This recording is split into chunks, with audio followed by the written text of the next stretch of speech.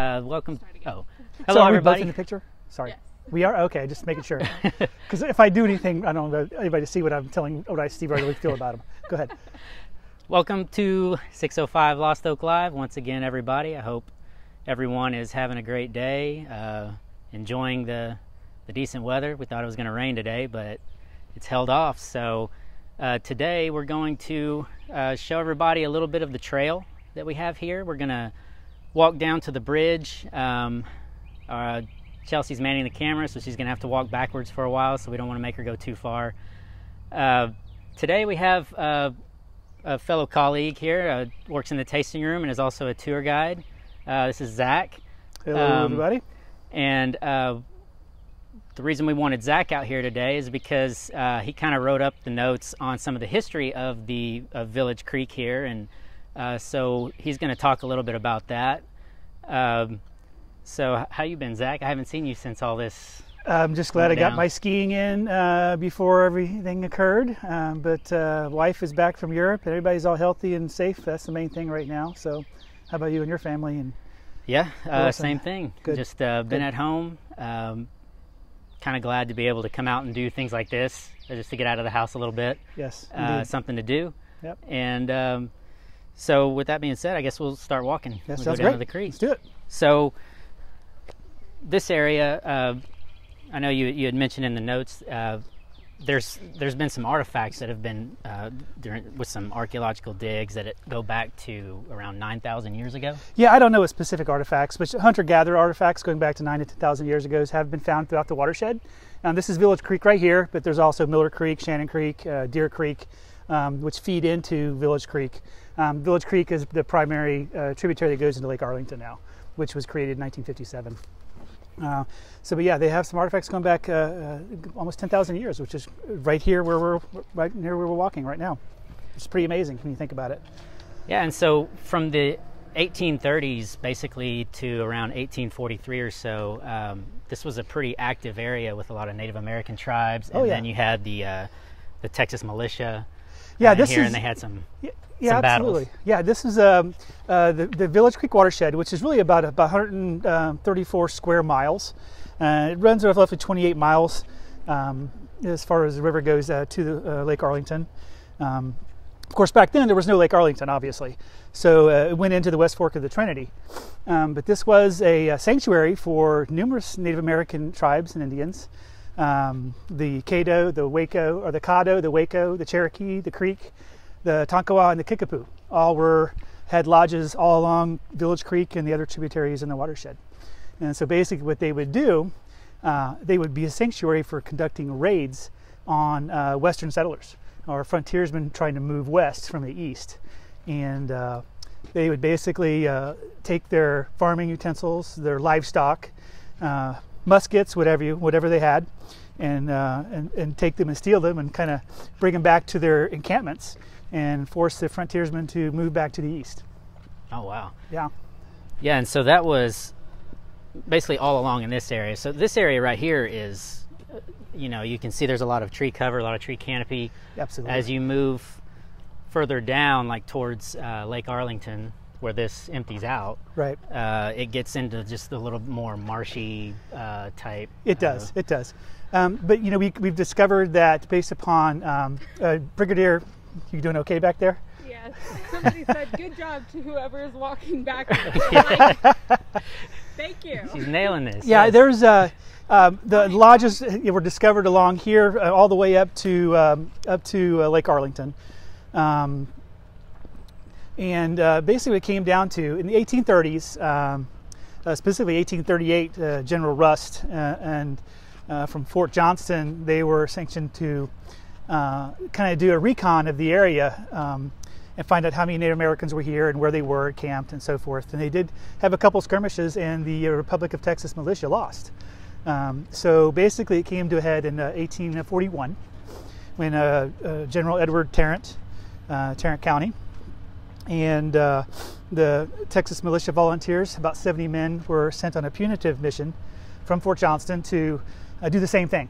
Right. Because raids had increased on Western settlers. So they were sent to find out where the encampments were, how many lodges there were, and how many Native Americans there were. And it came to, there was actually a battle of Lake Arlington in 1841, May 24th, 1841.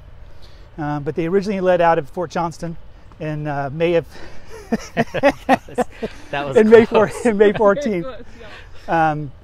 And they discovered numerous encampments. Some were had been abandoned, some were still active, but the warriors were not in the camp. And it came to a head at Lake Arlington on May 24th, where a Captain Denton was killed with the militia, and a Captain Stout was severely wounded, and numerous militia were injured as well. But the Native Americans took the brunt of the attack, with 12 being killed and dozens being injured. It didn't last very long. It was pretty short, pretty quick. But come to find out, because you're talking about the wooded area, the thickets and the brush and the trees were so thick and so dense back in the day. They couldn't tell how many militia there were, the Native Americans, right, and vice versa. They couldn't. The militia couldn't tell how many Native Americans were encamped there as well, which is good, because it was a short skirmish. So after the Battle of Lake Arlington, General Tarrant took his militia back to Fort Johnston, and they basically, come July, he got 400 more volunteers from the Republic of Texas militia to come and basically just come through and try to, like I said, punitively remove them. Come to find out, all of the encampments had been abandoned, and most of the Native Americans had moved west. And the ones that did remain were forced to go on reservations. Yes. And there was a treaty signed in 1843. 1843, Bird's Fort Treaty, was signed, which basically officially moved all Native Americans from the region, from the area, onto reservations. Correct.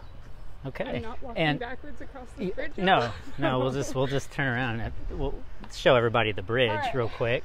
So this is the bridge that crosses the creek.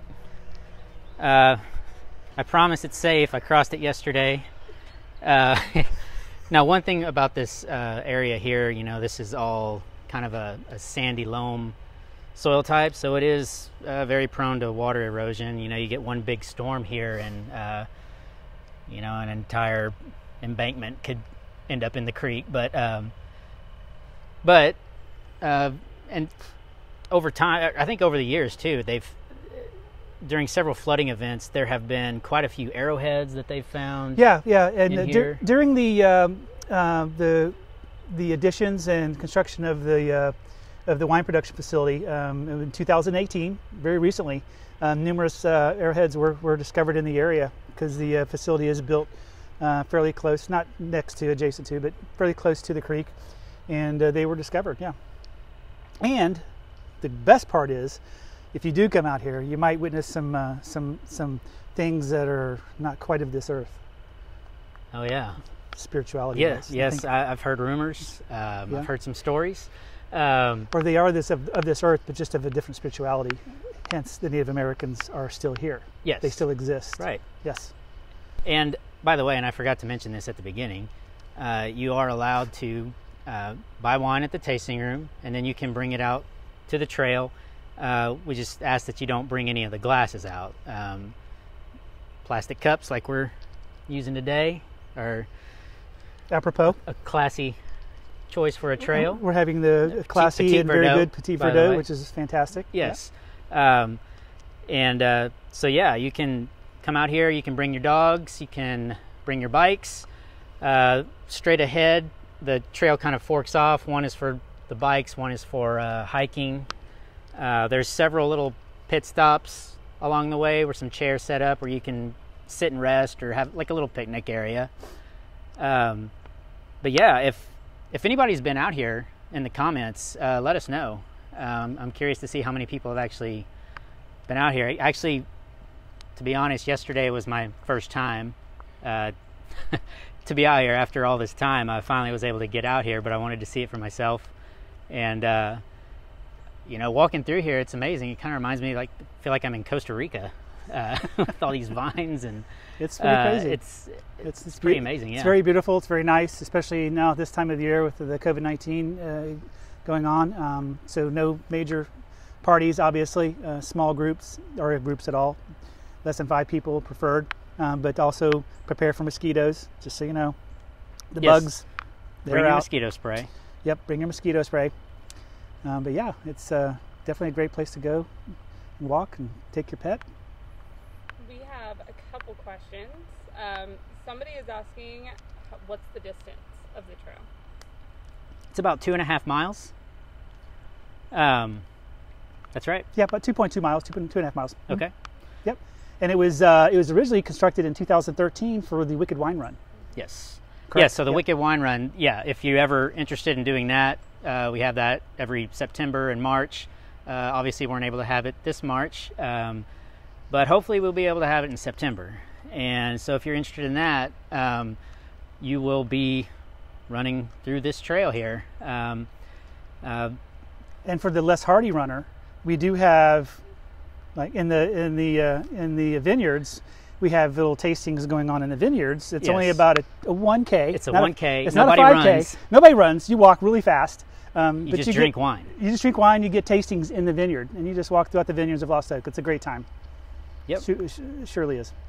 Yeah. So this is kind of a unique thing for us. As the winery, we have a lot of things to offer, but this is just an extra incentive for people to come out. And despite us not being open to the public like we normally are, the hike and bike trail is always open every day during the daylight hours. I wouldn't recommend getting too far out in the dark. Yeah. But you're always welcome to come out and spend some time out here enjoying some nature. And if you get lucky, you might come on a day where we're bottling, like we were today. And even though you can't be a part of the operations, but you're fully welcome to come in and watch, stay out of the way, but witness and watch what we do and how we bottle and how that process works. It's a very and maybe even process. Get a first tasting of a wine that's just been bottled here at Lost Oak. And you bottled today. We did. So what did you bottle today? We bottled the Viognier and the Rosa Blanca. We did. So Viognier will be back. Viognier will be back for those who love their Viognier. I'm one of those individuals. But we did the Viognier today, almost a little over 540 cases today, and a little over 300 cases of the Rosa Blanca. So close to 1,000 cases today. So it's a good day. Okay. Well, do you have anything else to add, or? Where are we at time-wise? We are. That is a fantastic question. Usually I cannot see at the time. So I think we are about good though. Okay. Is there any other questions in the comments? Or? The only other question was, do we maintain the trail? It is maintained somewhat. As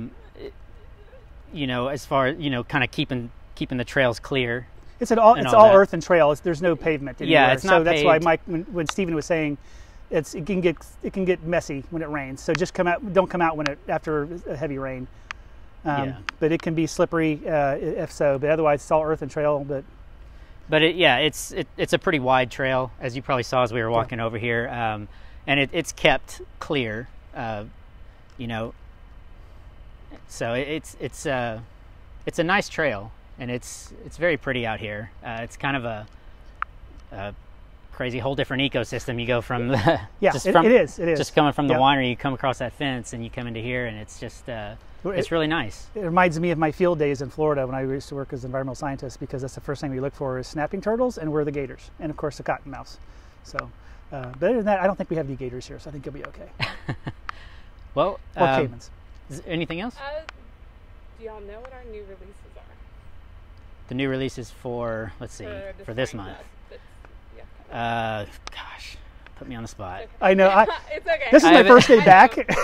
I don't even know what they are. Orange, Muscat, okay. Sauvignon Blanc, okay. Sadie, and Texas Trio. Yes, I forgot about the Sadie. Yes. The Texas Trio and the Sadie. I love the reds. Sadie is really, really good. Of course, everybody knows that's named after Gene and Judy's. And if you like the holiday, you will like the Sadie. Good analogy. Perfect. Yeah. I agree. And so, everybody, you're welcome to still come and get our curbside service and delivery. We really appreciate everybody sticking with us during this time. I know it's difficult for everybody, but we really, really appreciate everybody, coming coming and getting wine still. That means a lot to us, and we hope it provides you some relief or enjoyment in some way during this time, and hopefully we'll be back soon. So with that said, I think I'll be here on Monday next week helping with curbside delivery, so we have the people here to take care of you, so please come on by, like Steven said. Yeah. And do we have anything tomorrow for Lost Oak Live? Tomorrow we'll have music. Okay. We're going to have a virtual concert. Then the schedule for next week will be coming out. Monday we have trivia, though. It's going to be trivia. It's going to be the tour Zach guide and I, face-off. And we won't be nice to each other at that point. I'm making sure that there's no slippage of the notes under the desk, under the door for Mr. Steven over here. All right. Well, once again, thanks for joining us today for this another edition of 605 Lost Oak Live, and we will catch you tomorrow. Thanks.